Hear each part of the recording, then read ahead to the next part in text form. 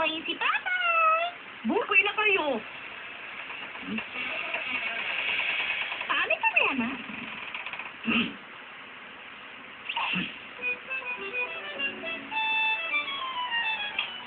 Ba't ka si Papa?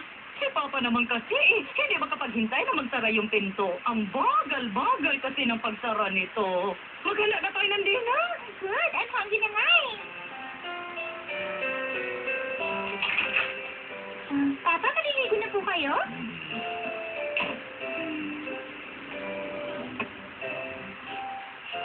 Yung sunod yung bagong teddy bear na ginawa ko. Saka iba to, tawid ang ginamit kong material para sa teddy bear na to. Papa, malapit na mapuno yung tubig ng bathtub. Kunting hintay na lang. Mama, kanina pa po kasi pumasok si Papa sa bathroom para maligo.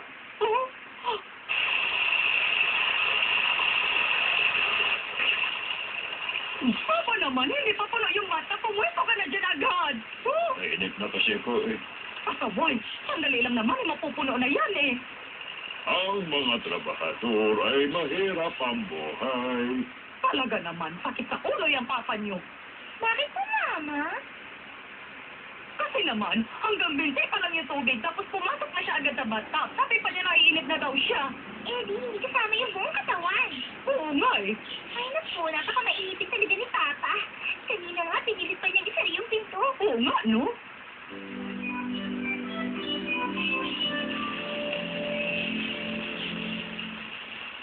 Wow, okonomiyaki! Oo, pero kailangan ko pang i-flip yung kabilang side. Hintay lang kayo ng konti. Okay!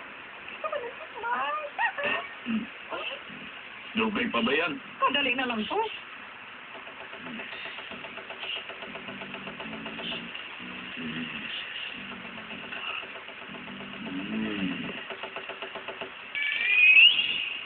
Dati na nga yan. Oo. Tutulong ka sa pagluto, Papa.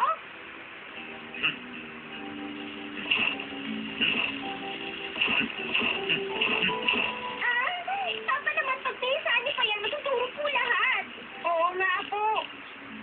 Pinapanipis ko lang to para mabilis maluto. Oo, okay na nga yung pagkakaluto kanina eh. Day, huwag niyo munang baliktarin. Mukhang hindi pa kasi pwede. Oo nga, Papa. Huwag muna. Hindi pa kasi luto yung nasa loob. Luto na yan.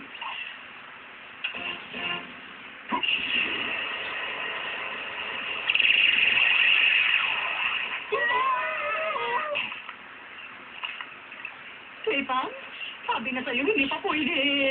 Oh gosh, durog na tuloy.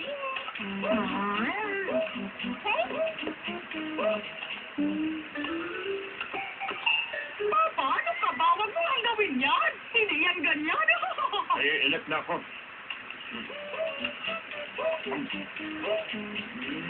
Karina!